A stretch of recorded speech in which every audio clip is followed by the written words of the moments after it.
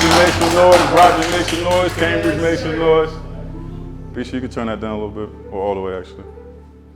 My name is Brandon, I'm the founder of FORMLESS, and this is our first ever in-person meetup. It means so much to have you all here. Each and every one of you that drove out to be a part of this, I really, really appreciate it. It means a lot to me from the bottom of my heart. And I hope that we can make this evening special as we talk about our vision for the future of the internet and shared technology. Next slide. So tonight I'm going to give a talk, and it's going to be divided into 3 parts. First, I'm going to give some context. I'm going to talk about our vision at FORMLESS. I'm going to talk about shared technology, which is what we've been building.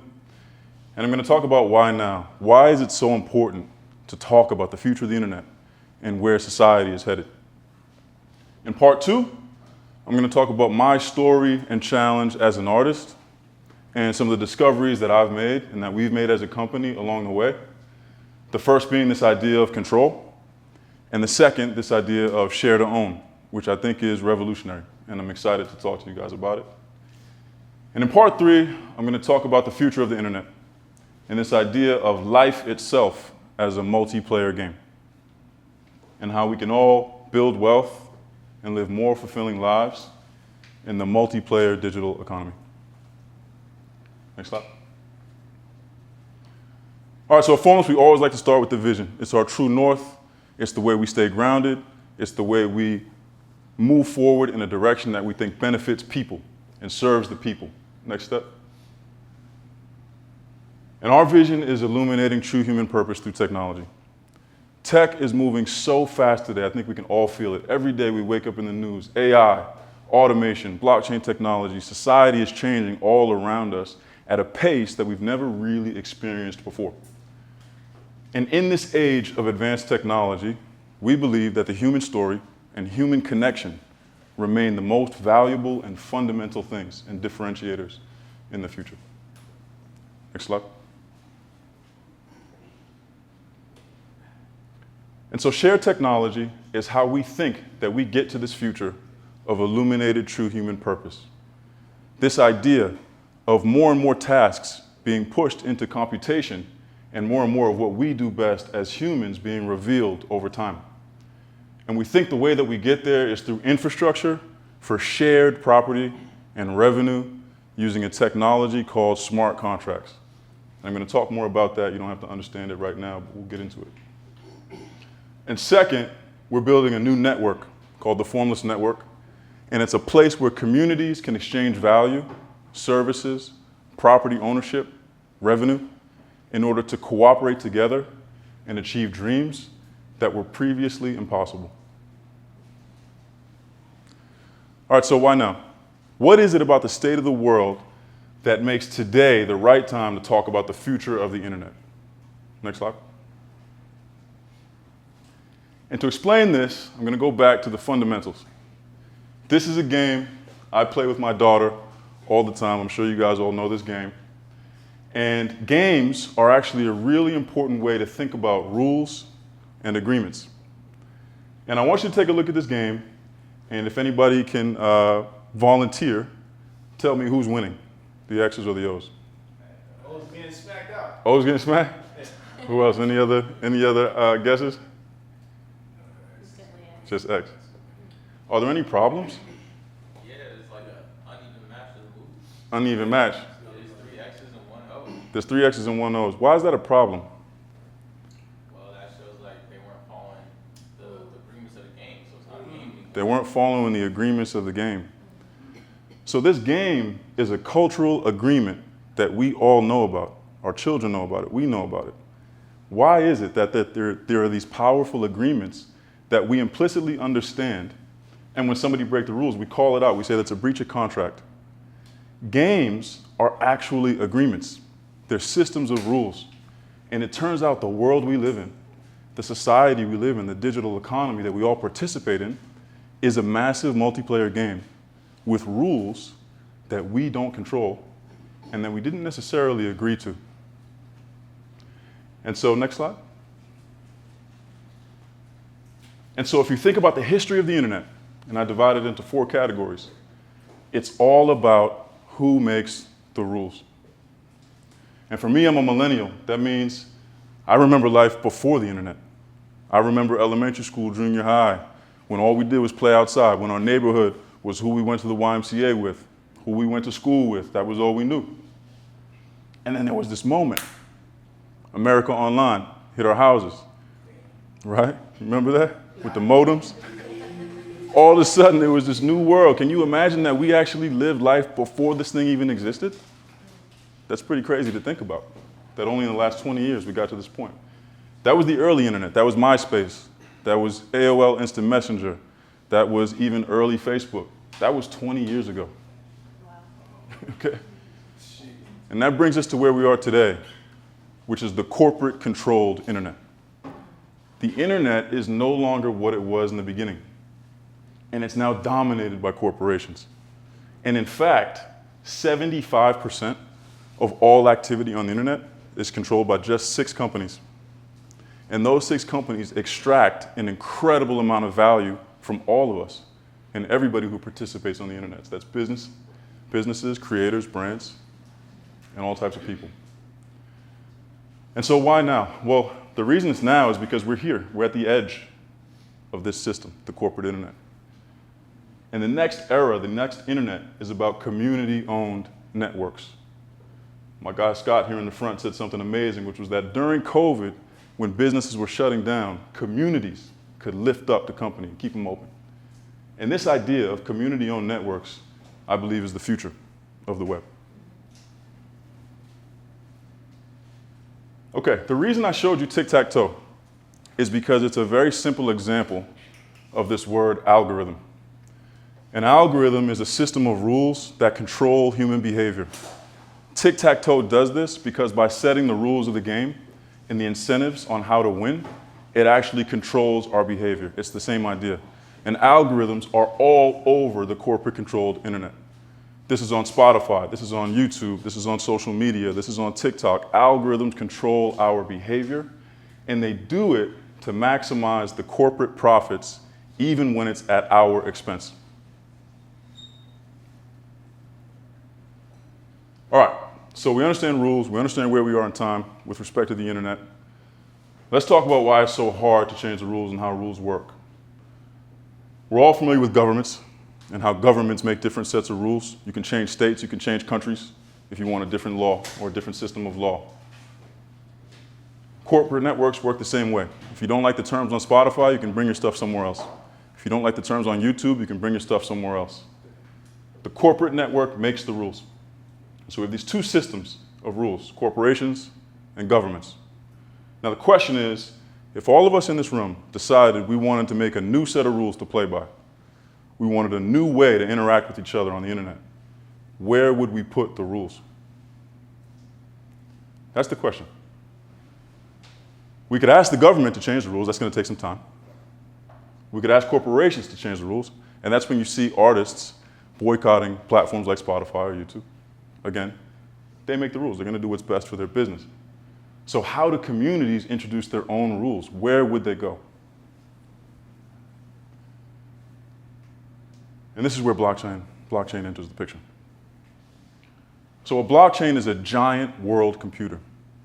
If you think of it like thousands of people all take their personal computers and contribute them to all cooperate as if they're one big computer, that's what a blockchain effectively is. And because of this, it's owned by the public, and it means that it can execute agreements and rules without corporations and without governments in control. This is really, really important. It means that we can enter into agreements with each other, and we don't have to ask for permission from the corporations or governments that are already controlling the system. And these agreements that are made among groups of people that can execute automatically on this global computer called a blockchain are called smart contracts. So just like we think of contracts in business, it's the same idea here, except we don't need corporations, we don't need governments, and we can enter into contracts with each other, and we can do it with lots of people. So rather than doing a contract between 2 people, I can do a contract between 1,000. And this technology, I think, is one of the most exciting, if not the most exciting thing that's happening in the world today. Next slide. All right, we made it through part 1. That's the context. So that sets the stage. Now I'm going to talk about my story as an artist and some of the key challenges that I faced. I grew up in Brockton, Massachusetts. Shout out 508 East Side, you already know. We in here. We here. And I came from a very creative and spiritual family. My father was an artist, my grandfather was an artist, and I loved hip hop. I still do to this day. And I moved to Atlanta to pursue music full time. I moved to Los Angeles. I had a chance to work with legends like Timbaland, Grammy Award winners like Dallas Austin.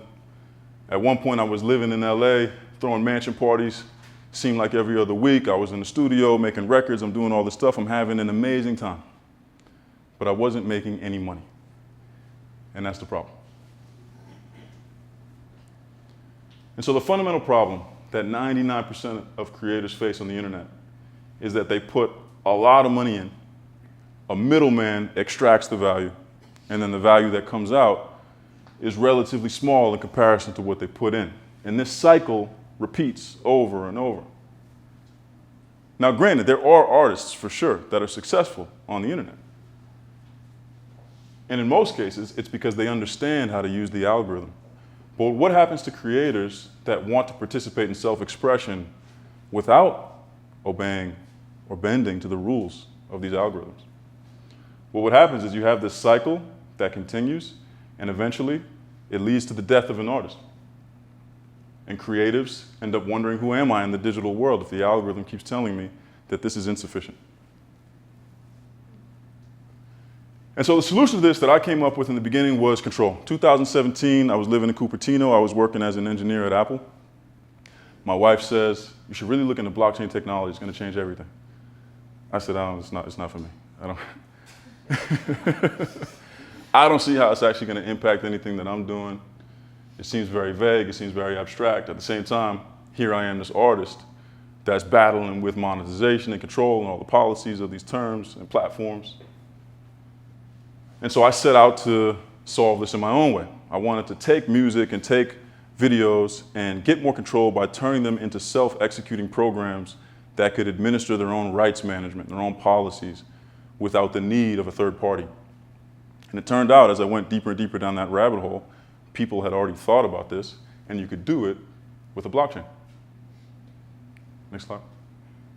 And so this was the first version of Share technology. It was all about this idea of removing the middleman, using smart contracts, setting my price, getting paid instantly, controlling access to property on my own terms, but also remaining compatible across applications. So I don't just want to put my music on one website that's mine, I want to put it on multiple websites, but I also still want to control the terms. It was all about control.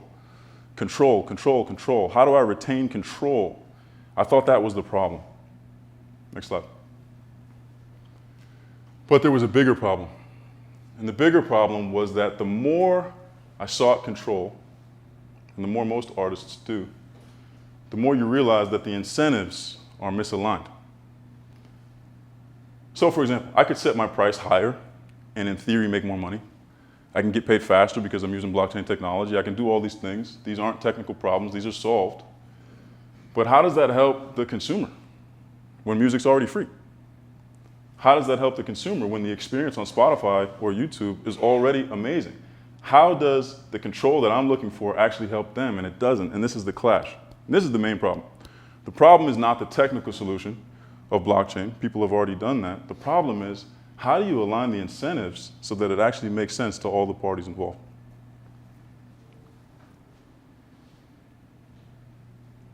And so with this, we came up with a new idea. And this is what I think is revolutionary. And it's called Share to Own. And this is the rough framework of it. We can share ownership and property without any monetary investment. Okay, so that was the first piece as a creative. I didn't want to ask people to invest. I just said, I want you to be a part of this. The second thing is we can reward meaningful community participation. I want people to be a part of what I'm doing. I want them to be rewarded for it, and I want to build a community as a result. And third, what if we align the incentives so that instead of being opposed to each other, we're on the same team, and we can circulate the economics? And we did this, and I'd say it changed everything. instead of having misaligned incentives, we were able to multiply impact. And so the first example was I took a song that I made called Money Can't Buy Love. It was a secret song from my album Unicorn. And I turned it into a smart contract, like we talked about, on blockchain technology. And this smart contract enabled other people to share revenue with me. And so I was strategic about how I shared this revenue. I went out to businesses like Symphonic Distribution, like Dallas Austin Distribution, people I knew in the music industry. I said, join the contract with me, let's make money together. And then I hosted a Twitter Space, which is an audio room with 190 people. I said, anybody who wants to make money with me, tap this link. It will automatically and for free put you into a smart contract on the blockchain using biometric identity and authentication. So it's very easy, very fast. Now we're in business together. And then I said, I'm going to sell access to the song direct to consumer with a simple button, Apple Pay, microtransaction, and we'll all make money together. And on the first day, the song did about $100 in revenue, and within a week, it did about $700 in revenue, which is an order of magnitude more than you could make in streaming, but that's not the part that's exciting. The part that's exciting is that people were making money with me. And these were some of the reactions. Symphonic Distribution started to tweet about the song. Fans, people that I had never met, said, I'm now a part, owner of this man's wild music journey. This is monumental. It's a completely new form of interaction. I just got paid. This is revolutionary. And so what was so amazing about this feeling was that it made the internet feel multiplayer. It felt like a game. It felt like we were on the same team, and every time I got paid, I looked up, I saw somebody else who I never met who said, I'm getting paid too. And that feeling was very different, it felt very special. And when I told the story about that, I made an Instagram post where I said I took my song and turned it into a smart contract, and I just revolutionized the internet. Of course, I had to make it clickbait, but you know. But I put that out, and I just told the story that I just told you guys. And it got 12,000 shares, 235,000 views. I only have 18,000 followers. So clearly something special was happening. People saw this idea of a multiplayer internet, a multiplayer digital economy. But in my mind, I was thinking this is still only the beginning. Because what we did there was a direct-to-consumer microtransaction for music, but there's no reason this can't be bigger than music. Next slide. This is the headline from Symphonic Distribution, one of the top independent music distributors in the world that we partnered with on the Money Can't Buy Love drop. They said, with Share, symphonic artists can work directly with Formless and their product to gain even more control over their success path by easily creating smart contracts, determining audience access, setting a price they choose, enabling permissionless creation, revenue sharing, and receiving instant payments. Share is the new way to distribute your media where you can succeed on your own terms. And again, it still felt like it was about control. It was about my terms. So we started to think, all right, this was cool for music, but what's the next step? Can we take this and apply it to a different type of digital property? Can we take a social media post and make it community owned in order to get more distribution? And so we partnered with a brand called Kickback Boston, also from the area. And we said, we know you have an event coming up. We know you're a community organization. Let's try this. Let's take an Instagram post about the upcoming event and let's decentralize it by turning it into a smart contract. So we went on Instagram, same model, share to own.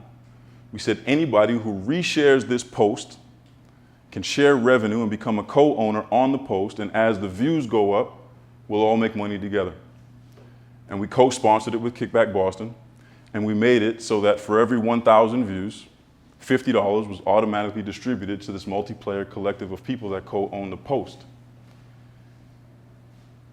That night, I got a text message that the Instagram post had 1,400 shares. So clearly something special was going on.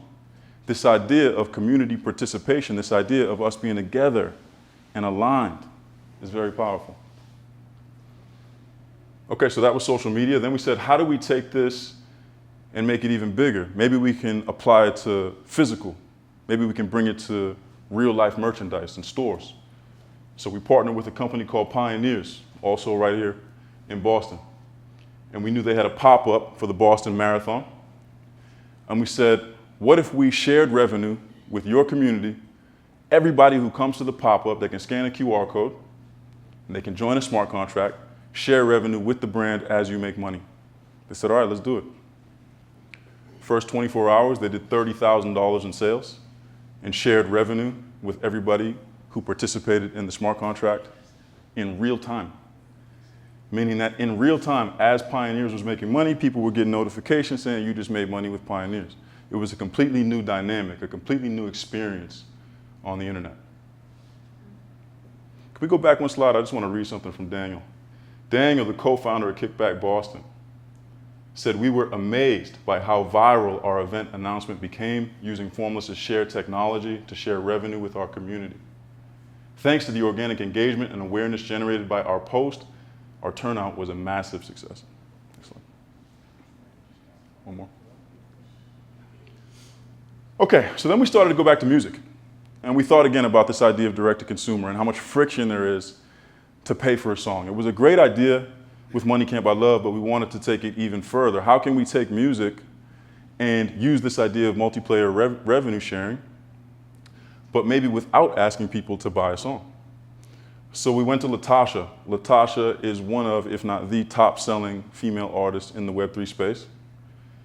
And we said, you have a song that's already out called Wave. We want to help you promote it using this idea of community revenue sharing. So again, same model, share to own. We took the song, we made an Instagram post about it, a Twitter post about it. We turned that post into a smart contract. We said anybody who retweets this post can join the contract completely for free. As the impressions go up on Twitter, we're going to pay the community $10 per 1,000 impressions. Let's see what happens. Within 60 minutes, all 100 splits were claimed. Retweets started to go through the roof. The post went viral. Latasha said this was so much fun. And quote, this is such an awesome new way to share with my community. I think a lot of artists are thinking about activations that give back to the community that gives them so much. And I'm always interested in tools that do that because I think that's the future. The future is circulating all the economics that we can and giving to each other and giving back, doing that over and over. Formless is allowing that. Next slide. Then we went to a brand, IYK, based in New York. They do NFC chips where you can tap different garments and get experiences in the digital world. We went to them and we showed them the technology and said, we want to use this to maximize distribution on an announcement of a contest that we have coming up. We want to change the contract terms a little bit. We want to incentivize reposts, and we're willing to pay $5 per repost, and then if it hits 20,000 impressions within the first 12 hours, we'll pay an additional $1,000 to the community. We put all those terms into a smart contract. We turned the X post into a smart contract using shared technology infrastructure. We put it out, and their impressions started to get faster traction than Latasha's. And instantly we saw this idea of multiplayer. And the fun thing about it was people started to say things like, good game. Everybody that was in the experience felt like we were playing a game together. And that was a key insight for me.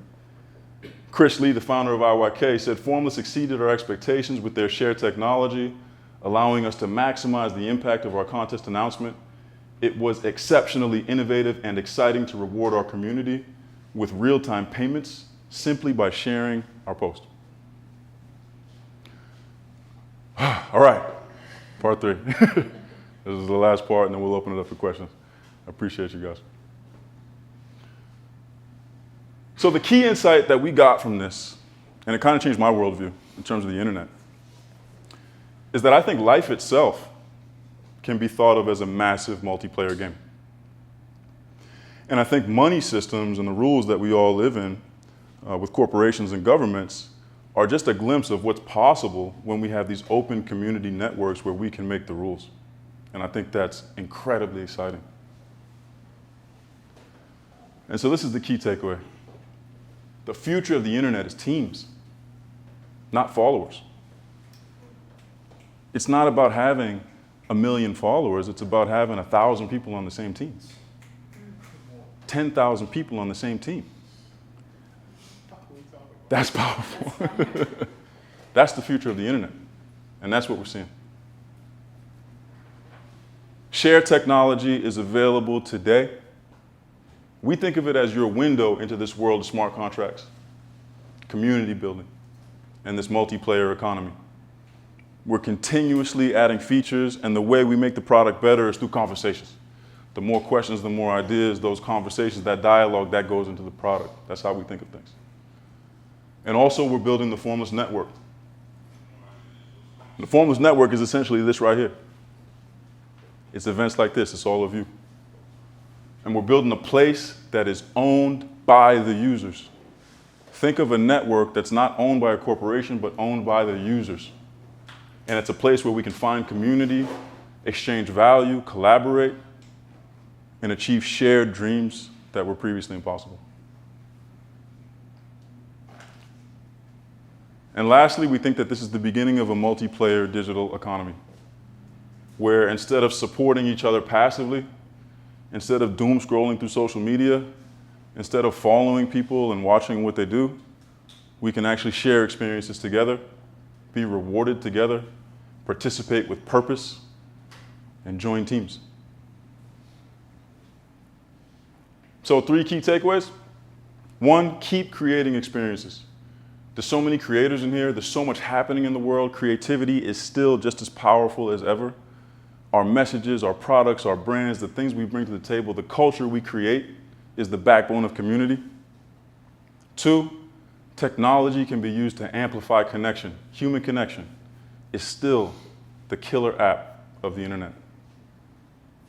And 3, shared economics can be used to align incentives. It's not just about more control. It's about alignment. Thank you.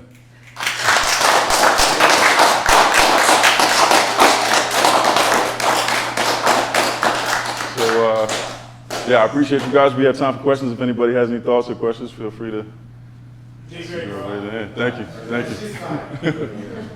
Thank you. Thank you. That's a TED Talk. My question is, so if I'm like a regular, let's say I'm you 15 years ago, let's say, give or take, and you're like just starting off your career, you're using your platform, Formless, you know what I'm saying, and you upload a song, and you want to like have similar results.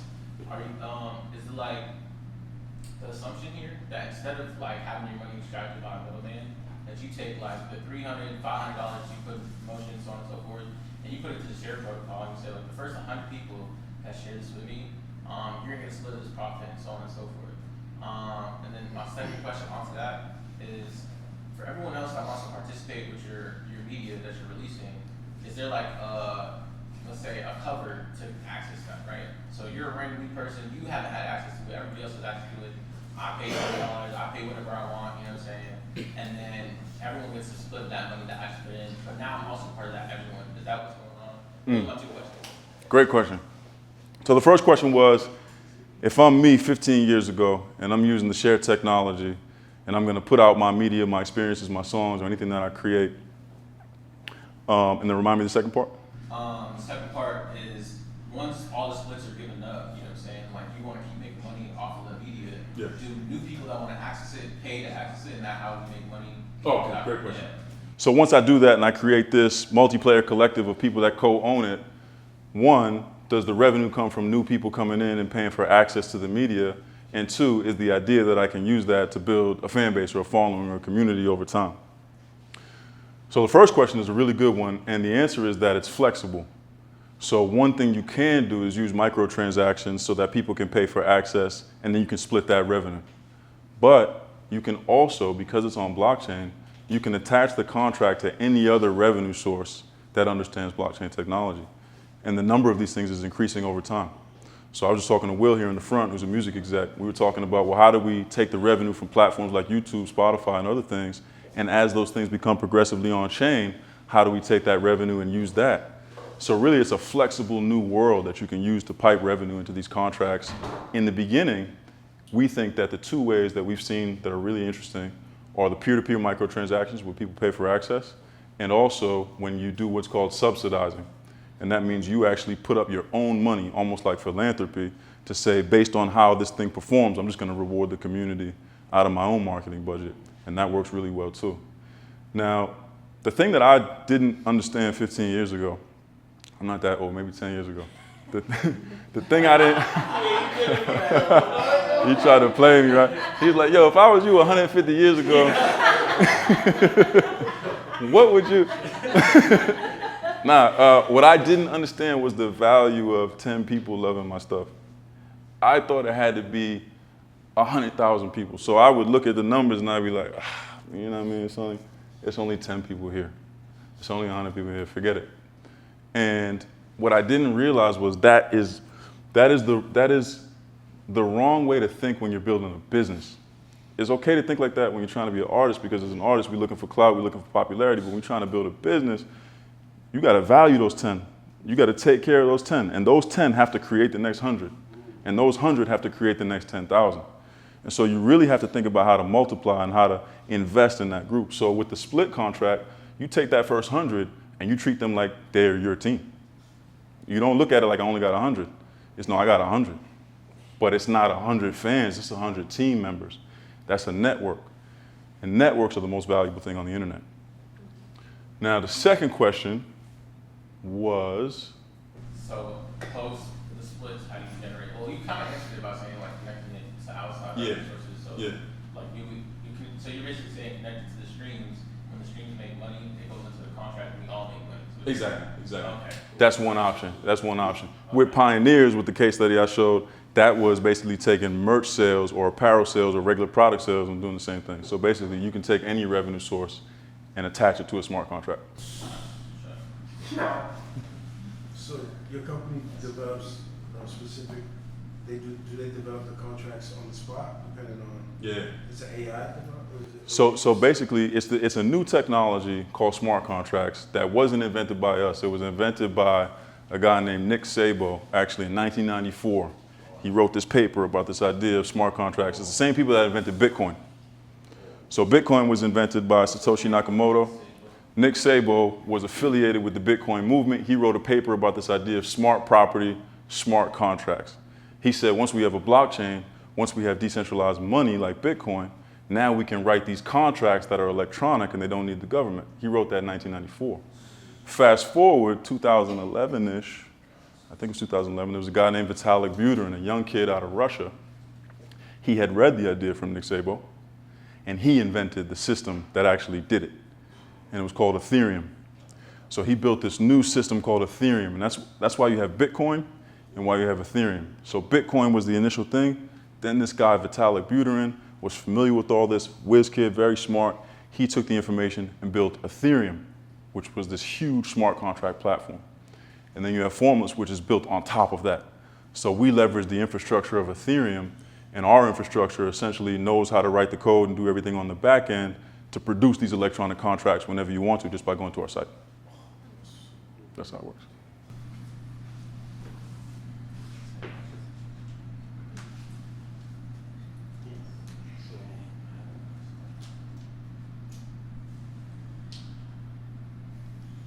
So essentially a commercial can get, say a lawyer has a commercial, can also use this Formless to spread out. You know, with the team, is that the lawyer's team of people or just whoever's on the platform that sees it and says, hey, take it on me? That's a great question. So he asked, if I'm a lawyer and I'm running my own business and I want to build a team, a multiplayer team, to promote an advertisement about my business, is it that I make an invitation to people and I build this team, or is it that anybody on the platform can join the team? Yeah. And so we actually think it's going to be both ways. We think that you can do model one, which is I know who I want to invite. I have a social media presence or something, and here it is, here's the link. Maybe if you reshare or if you do something, here's a link, you can get access, you can join the contract. But there's another world where you'd have an exchange. You'd have a decentralized exchange, which is like a marketplace, where you can go and say, I'm just going to put this opportunity on the open market, and anybody who wants to join splits, they can, as long as they've done the thing I've asked. And if that thing is reshare the post or whatever that may be, now I can connect with people that I don't know. And that we also think is a part of the future of the digital economy. Okay, so second question is with the share protocol, would you like describe it as like spontaneous like DAOs, or like would you say it's like just a smart contract? You know, I'm saying? Yeah, I love that. I love that question. A little bit more context too. Yeah. I'm an artist, I'm releasing multiple songs, you know what I'm Yeah. saying? There's multiple contracts, you know what I'm saying? Like, what is the plan to like house all that together and be like, oh, I peeped that you got 3 of my splits, you know what I'm saying? And like, is there a housing for that? And Yeah. Okay, so he said, do you view Share Protocol as spontaneous DAOs? And the DAO stands for Decentralized Autonomous Organization. So a decentralized autonomous organization is like this micro group of people that are all incentivized to achieve something together. So just like we have corporations, we have companies, we have these different types of organizations, there's this new, very innovative organization called a DAO. Some people call it a DAO. Shout out Unicorn DAO, by the way. And what he said was, do you see Share Protocol as spontaneous DAOs or spontaneous DAOs? And that is the language that I use. That is the way that I think of it. I think of it as when you create these contracts, these properties, you're essentially creating a shared resource. So if you look at the physical world, if we plant a tree over here, we know there's a river here, those are shared resources. Now we can build a community around that resource. So when you use Share Protocol, you upload your media, you create your property, you're creating this resource, and then you're almost building a spontaneous DAO that's job is to nurture that resource. And so that is the way I see it. Now the question is, what I think you're getting at is that just a temporary group? Because then you have another piece of property, is the DAO different between these groups as you switch between releases or different things that you're creating? So we have a dashboard in Share Protocol where you can see all the properties you've created, you can see all the transactions and all the revenue and the size of your community. And what you can do is you can actually look at the past history to invite everybody that participated in a prior property into the next one. So you can go from 100 to 200 to 1,000 over time. So while each property is this spontaneous or has this spontaneous DAO, you can also build bigger DAOs over time as you go. And then eventually, you can just build a DAO even without the property if you want to, using other technology. Yeah. Are you thinking about making Share Protocol sort of like a social platform in and of itself? Yeah. So Will asked a great question. He said, are you thinking about making Share Protocol into a social platform in and of itself? I've thought a lot about it. I think the challenge with that is that people are so used to existing social networks that the main thing we thought about from a business perspective is what's the order of operations. Because I think if we came out the gate and launched a social platform, it'd be really tough to bring it to market. But I do think it's going that way. I think once you have the economics and you have this multiplayer economy, now that piques people's interest. So now let's get them in this world. Let's also add features like community and communication and all those things. Because if you have different people doing these multiplayer teams, why couldn't I look at what you're doing with your multiplayer team and be like, hey, could I get your people to come, if they're interested, to come help out with mine? You know what I mean? That's what I see. Now you're going even beyond my vision. Like that's what's like if you go to Share Protocol, you should be able to see that. Like there's a multiplayer collective here, there's a multiplayer collective here. We can share, we can collaborate. Yeah. In fact, let's join forces and have both of these teams do something together. Exactly. Yeah. Thank you for answering the question, right? Is the content of the contract static? As in, like, if I just drop an MP3, it's a song, or if I drop a social media post, you know what I'm saying? Can I edit it in the sense of, what I'm thinking about is like knowledge bases in terms of like back in the day, you know, like the civil rights era, they had grade books. And it's like these are the same places you can go. You just add information to it, and you pass it to the homies. Like, yo, take this when you go on your travels, so on and so forth. Yeah. But like, so can I edit information in it and can I like have it open to everyone and everyone can add to it? Yeah. And that's my question. And then my second question is, can I use it via text? Okay. That was it. Yeah. So great questions. So the first question was, with these digital property smart contracts, can I edit the information so that it can almost grow over time? I can make edits to it and it can have this almost lineage. And the answer is yes. And it's a little bit technical, but when most people think of the blockchain, they think of this word immutable or immutability. Immutable just means it can't change. So mutable comes from the word mutation, which means change. Immutable means it can't change. But with our system, the contracts can be changed. And so the financial terms are pretty much set in stone. But if you're the owner of the contract, you can always send a transaction to it to update something that you want to update, even the MP3 file or the WAV file that's associated with it. So in our dashboard, which we'll show you on the computer in the back, you can actually go to a contract, type in the address, and if you're the owner of that contract, you can make any changes that you want to it, which to me was really important as an artist because it came back to that idea of control. Did you have another? Well, you're saying if you're the owner, but I split it with 100 people, so are we all the owner? Oh, good question. Yeah, that's a good question. Yeah. You got it. No, I'm kidding. Okay, so when we use the word ownership, we have to be more precise, and we have to talk about rights. So when we use the word ownership, we talk about certain rights that we're giving you ownership to. And in this case, the contracts that we create today, it doesn't mean we can't make more contracts in the future, but the contracts we make today, we are decentralizing the ownership of the rights associated with the revenue, not the rights associated with the decision making. And to me as an artist, that's really important. So just because I split revenue with 100 people doesn't mean we have to vote on the title of the song. I'm still going to make decisions about the title of the song. But that doesn't mean that you can't create contracts where you do have voting rights. But these contracts, all the case studies that I showed you, are about revenue sharing rights, not decision making rights. Thank you, appreciate it. Yeah. Was there a second part of your first question? I was asking, can I do it through text? So text, yeah. So that was a big part of it. We tried to design it so that the links feel just like YouTube links or Spotify links. So if I was to text you a share link right now, you would just get a preview. It would look just like a link. You could actually play the preview right in text. You tap it, and then you could join splits in a single button press. Oh, yes, I can. Yeah. Bye. Yeah. Yeah, nice. Is that the primary way that you distribute the share links? Or like how do you guys do it primarily now? Yeah.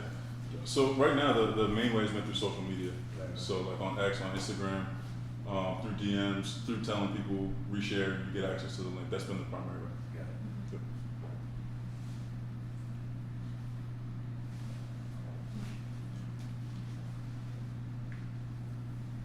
I can keep going, but I'm not. Keep going, keep going. I'm going. just That's why I'm here. That's why I'm here. I feel like I'm forcing it, but Nah, you're not fucking. So, well, I got a company called Thrill. We throw rap tournaments. You know what I'm saying? And like the people that attend the rap tournaments, we call like the fates, and they're like really important because they decide who wins the tournament. Oh yeah. And so I'm trying to figure out how to do this practically for events where it's like I want to share revenue where you came to my event, so I want to share the revenue of this event with you. You know what I'm saying? But like really in general, I think when you're an upcoming artist, you have to do a lot of in-person connection meetings. You know what I'm saying? To build up your buzz, because people aren't gonna click on your post if they haven't heard it on the internet. You gotta talk to them, realize what you're saying. Yeah.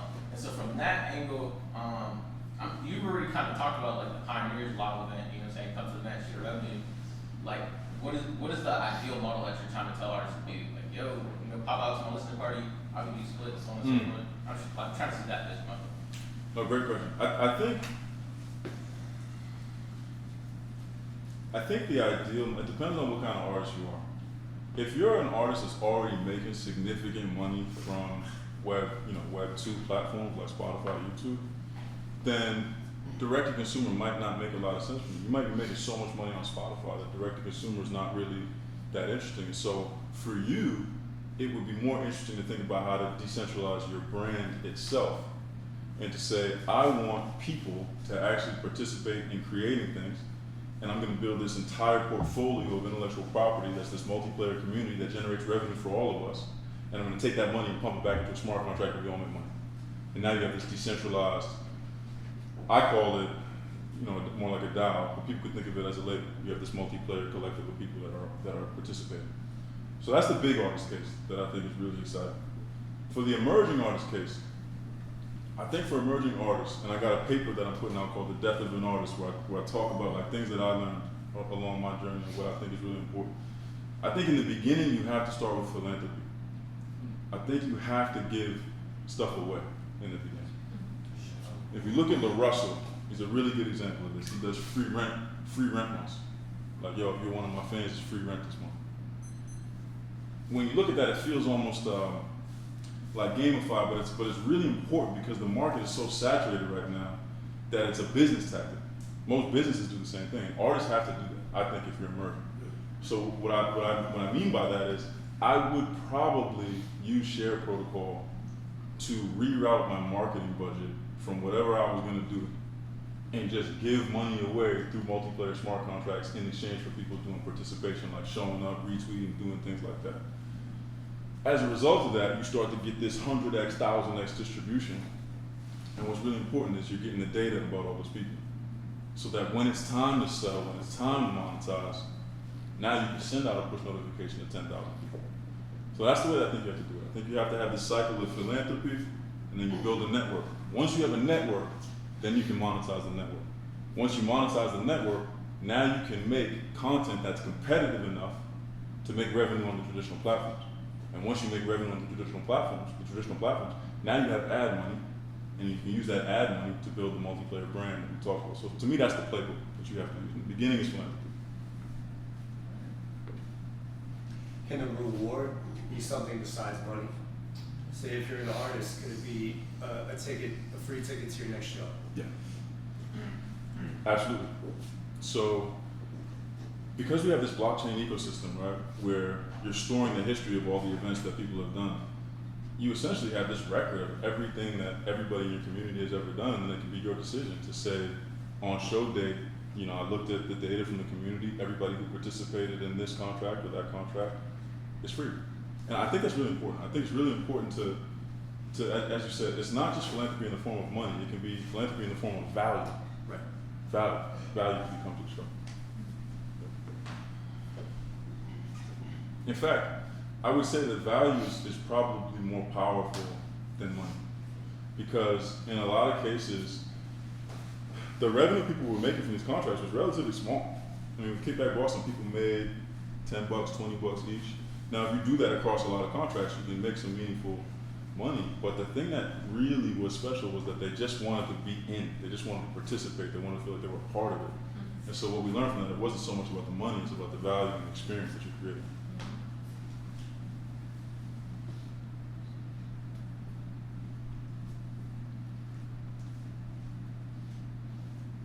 How are we doing on time? It's 8 o'clock. Wow. All right, maybe one more if anybody got another question. Do you think celebrities will get into this? Like Kanye? Yes, I It do. could be used. Yes, I do. The question was, do I think celebrities like Kanye? I mean, Kanye is a huge inspiration for me.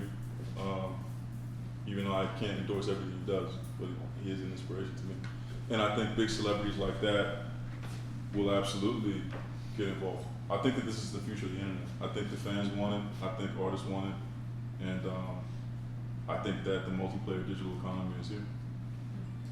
So I know to collect off of Ethereum, you need like a MetaMask or you need a wallet. Are you guys gonna make your own wallet? Because I feel like the MetaMask experience is pretty straightforward. It is like 3-4 buttons. But if you're not like that, tech savvy, it's a little confusing. Yeah. So like, how do you get? That's the killer question. I'm so glad you asked that. So the question was, you know, I know to get involved with crypto, you typically have to use a MetaMask. A MetaMask is relatively straightforward. You're being very generous there. It's a nightmare to most people to deal with MetaMask. So how do you get regular people to participate when you have to deal with crypto? And this was a lot of the work that we did. So we actually have several partnerships and some really innovative technology in our infrastructure so that everybody who was in these events didn't even know they were dealing with crypto. So you don't have to have a wallet. You don't have to have any of these things. Basically, you tap a single button that says join or join splits on the link, and our infrastructure creates the wallet for you on the back end. We use biometric identity, Face ID, anything to authenticate you. You don't have to create a password. You don't have to create a seed phrase, none of that. And this was really important because for a gamified economy to try to get hundreds of thousands of people to join stuff in a short amount of time, nobody's going to go through the process of installing a MetaMask or an app or anything. So that was really, really important to us. How fast can we get people into the contract and get them paid and have this magic moment?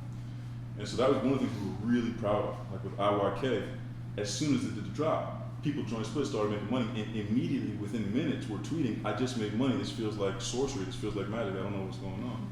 And then we have a partnership with a company called Beam that does instant crypto to fiat conversions so people can cash out the money that's on the protocol into their bank account same day. So we did a lot of work to make this ready for the mainstream.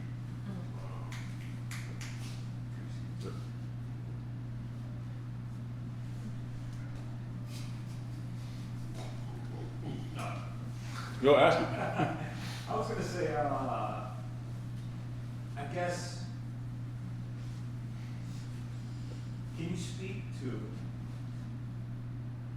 more of the incentives for the multiplayers? Like, what can keep them going? I know you have a bag of ideas, I know you went over your presentation, but just the average Joe, what, name of, if you have any, what can just turn, what's the light bulb, what's the flash in the pan thing what's the number one motivation? I know gentlemen up there said value, but what do you got? What are some of your tricks? What are some of your value moves that can get the average person bought in instantly, if there is one? Well, it's really there's two things that I think was a great question. So the question was, what's essentially the magical experience that you can offer community members or potential multiplayer participants in this digital economy for it to be an instant sell? Like, I instantly want to be involved, this is amazing. And I think it's a combination of some of the questions that have been asked. One, the experience itself is fundamental. So if you have a bad song, a bad video, a bad experience, I don't think that this solves that problem. Now, if you take a Grimes, a Taylor Swift, a Kanye West, a Jay-Z, if you take somebody who makes experiences at that level, that instantly changes the game. So that's one, is the actual artist, the actual creator, the actual experience. That's fundamentally one of the most important things. And the second thing is this idea of, what Will said in the front, which is maybe it's not just about money, it's about value. And so what we've been thinking a lot about is, okay, it's interesting to get paid revenue and to instantly be able to cash out and make money as a result of being part of these experiences. But what if you can accrue ownership in a token economy that gives you a bigger kind of slice of the pie of the network over time? And this is something that we've seen because while there's a large amount of people who make money on Share protocol and cash out instantly same day to the bank, there's also a large amount of people who just leave their money in the protocol because they want to see if the token price goes up. And so we think it's a combination of those two things. We think it's a combination of the economic potential upside in a token economy where there's real utility of the token. It's not, just a future promise. It's that there's a network that you can use this thing on, combined with the power of the experiences that we already love from the artists and the creators and the brands that we already love.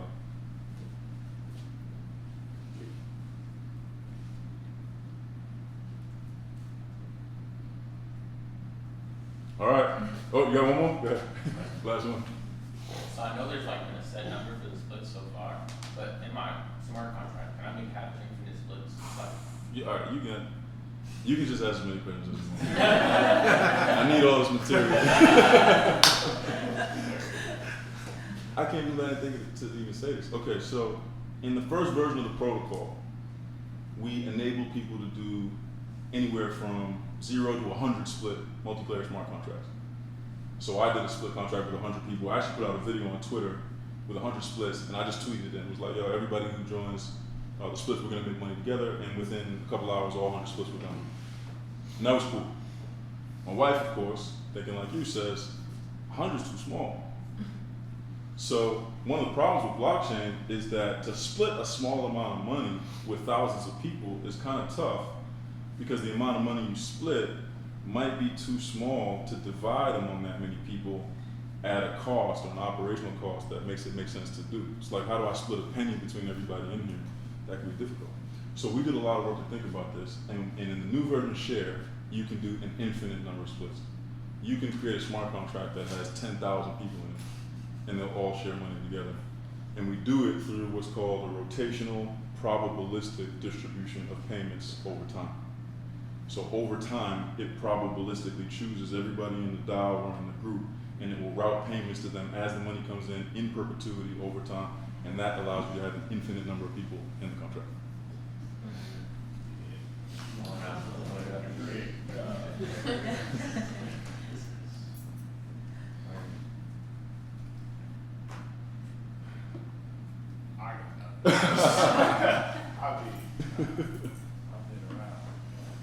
So, yeah, I think we can close it there. We can always talk after the presentation. Thank you.